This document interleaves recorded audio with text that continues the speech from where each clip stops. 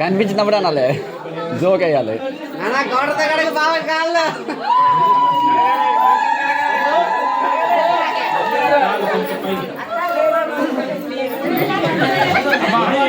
పెళ్లి కొడుకు అక్క చెల్లెలా ఉన్నారు మీరేనా? ఇది అలాగైతే మిగతా వచ్చారు గోచం పొగలు ముంతొకలు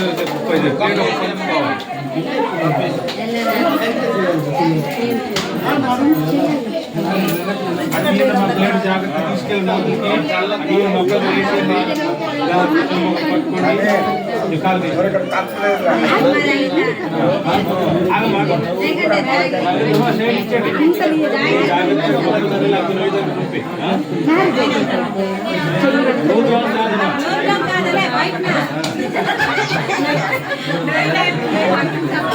ఫైర్ చెందుతో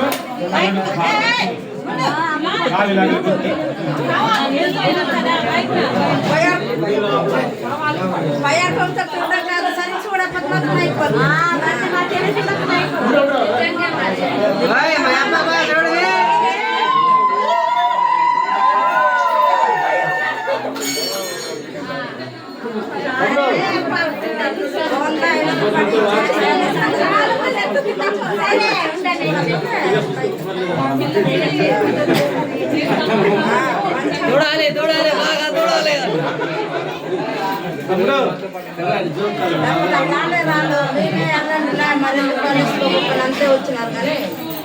ఏంటంటే అమ్మా ఒకసారి వినండి అందరూ కూడా. నూతన వధువుల యొక్క కళ్యాణము రోజు సాక్షాత్ మహాలక్ష్మి మహావిష్ణువు యొక్క వివాహముగా మనం భావించి చేయాలన్నమాట. అర్థమవుతుందా? పెళ్ళైనంత వరకు కూడా పెళ్లి కొడుకు విష్ణు స్వరూపము, పెళ్లి కుమార్తె లక్ష్మీ స్వరూపం అనమాట. అర్థమవుతుందా? సాక్షాత్ లక్ష్మీదేవి, ఇక్కడ మహావిష్ణువు. వీరిద్దరికి కూడా మానవ అంటే భగవంతుడి యొక్క దేవుడు యొక్క కళ్యాణం కూడా మానవుడి కళ్యాణం దేవుడి కళ్యాణం లాగా చేయాలన్నమాట. అర్థమవుతుందా?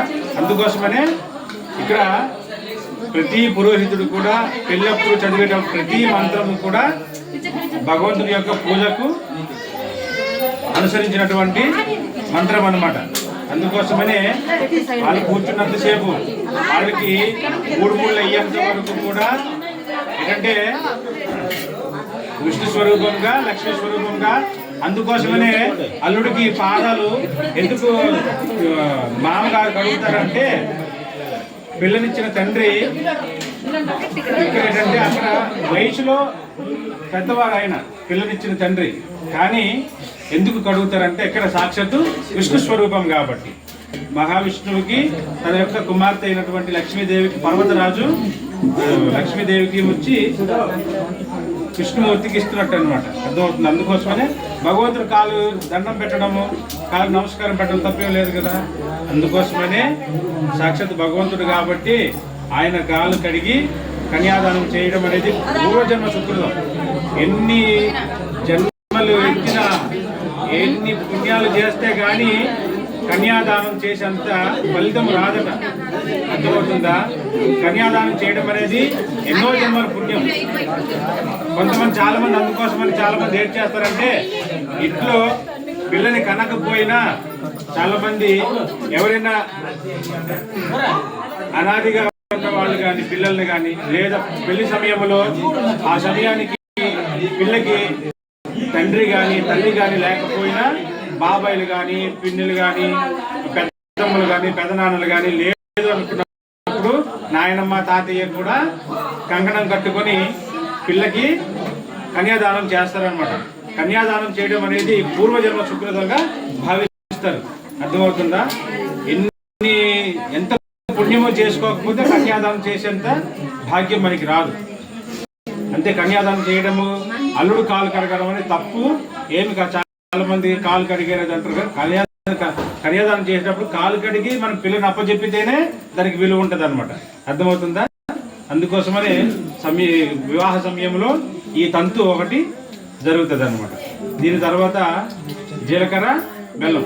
వాళ్ళ యొక్క జీవితం కూడా జీవిత కాలం అంతా కూడా అన్యోన్యతగా, ఎలాంటి ఒడిదుడుకులు లేకుండా, ఎలాంటి మాట మంచి రాకుండా, అర్థమవుతుందా, జీవితం అంతా కూడా వాళ్ళు చక్కగా కొనసాగించాలని ఒక ఉద్దేశం. జీలకర్ర బెల్లం ఎలాగైతే కలిపితే మనకి విడదీయలేమో, అదేవిధంగా దాన్ని ఆధారంగా తీసుకొని జీలకర్ర బెల్లం ఎలా మనం విడదీయలేమో, ఎలాగైతే కలిసిపోతాయో అలాగే భార్య భర్తలు జీవితకాలం అంతా కూడా కలిసికట్టుగా ఉండాలని ఒక ఉద్దేశంతో మనం జీలకర్ర బెల్లం అనేది వాళ్ళ తలపైన వేస్తారు అనమాట. మా పేరెంట్ అలా పంచి ఒకటి పట్టుకోండి, ఒక పంచి పట్టుకోండి. అది లేకండి మాకు ఇద్దరు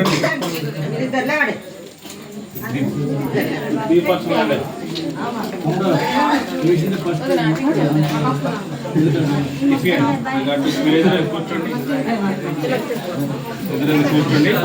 పేరెంట్ అటు వెళ్ళండి అమ్మా, నువ్వు వెళ్ళమ్మా. కూర్చోండి.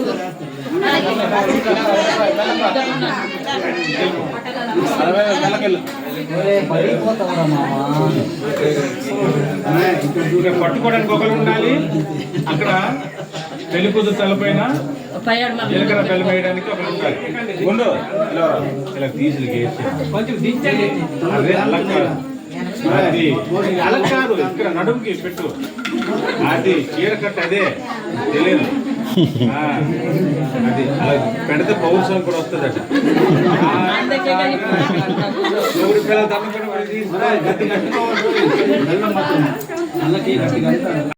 అదంతే జీలకర్ర నాగమొగలు తన్నుకున్నాము చూస్తారు కదా.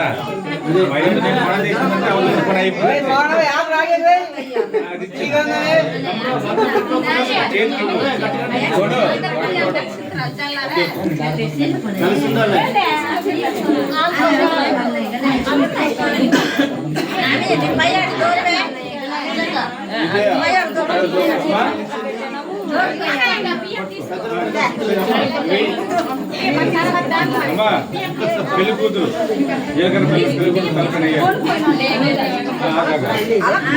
ఉన్నారు కదా. దేనికి పట్టుక సరిగ్గా వేయించాల. తిప్పండి, పట్టుకోమ్మా.